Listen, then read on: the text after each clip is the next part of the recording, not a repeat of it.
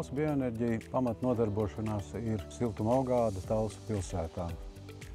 Sākot no ražošana, pārvade un arī tirdzniecība.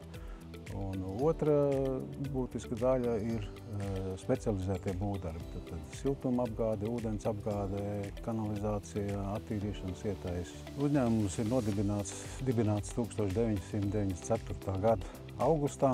Tā kā šogad apritēja 30 gadi kopš dibināšanas. Būvējam gan sev, gan katlamājas uzlabojam, gan arī pasūtījums ārējos, kas ir saistīti ar ūdensvadu kanalizācijas būvniecību pa visu Latviju. Sākot Liepājas, Cietums, Rīgā dažādi uzņēmumi, Lielvārde, kur ir pasūtījums un kur ir gan konkursos startējam. Talsos mēs apsaimniekojam 2 katlamājas.